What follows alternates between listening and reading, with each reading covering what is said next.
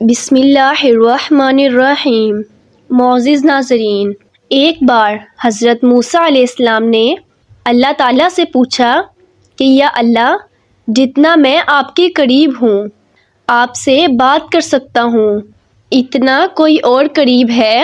اللہ تعالیٰ نے فرمایا، اے موسیٰ، آخری وقت میں ایک امت محمد صلی اللہ علیہ وآلہ وسلم کی ہوگی، اور اس امت کو ایک مہینہ ایسا ملے گا جس میں وہ خشک ہونٹوں، پیاسی زبان، سوکھی ہوئی آنکھیں، بھوکے پیٹ جب افطار کرنے بیٹھیں گی تب میں ان کے بہت قریب ہوں گا۔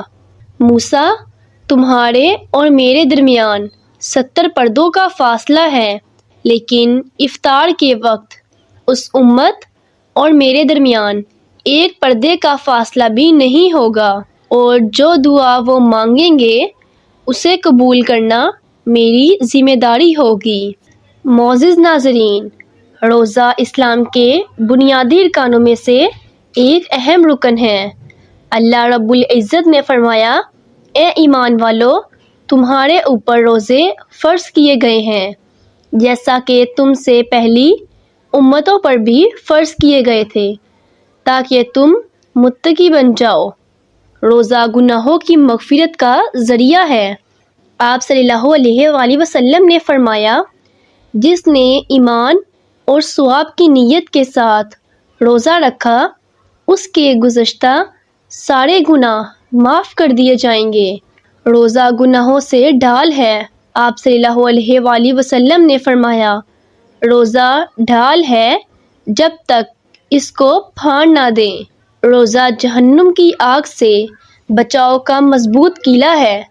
آپ صلی اللہ علیہ وآلہ وسلم نے فرمایا، روزہ ڈھال ہے اور جہنم کی آگ سے بچاؤ کا مضبوط قلعہ ہے۔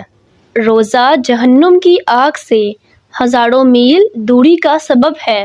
آپ صلی اللہ علیہ وآلہ وسلم نے فرمایا، جس نے اللہ کی رضا کے لیے روزہ رکھا تو اللہ اس کو جہنم سے اتنا دور فرما دیتا ہے کہ جتنی مقدار کوا اپنی عمر کی ابتدا سے بوڑھے ہو کر مرنے تک اڑتے ہوئے مسافت طے کرتا ہے۔ روزہ بہترین سفارشی ہے۔ آپ صلی اللہ علیہ وآلہ وسلم نے فرمایا، روزہ اور قرآن سفارش کریں گے اور ان کی سفارش قبول کی جائے گی۔ روزہ دار کے لیے آپ صلی اللہ علیہ وآلہ وسلم نے فرمایا، جنت میں ایک دروازہ ہے، اس کا نام ریان ہے، اور قیامت کے دن اس سے صرف روزہ دار داخل ہوں گے۔ کہا جائے گا، روزے دار کہاں ہیں؟ پھر وہ کھڑے ہو جائیں گے، اور جب روزہ دار اس دروازے سے داخل ہو جائے گا تو وہ دروازہ بند کر دیا جائے گا۔ معزز ناظرین، ویڈیو پسند آئی ہے تو لائک کریں، چینل پر نئے ہیں تو چینل کو سبسکرائب کریں۔ اگلی ویڈیو تک اجازت دیجیے۔ اللہ حافظ۔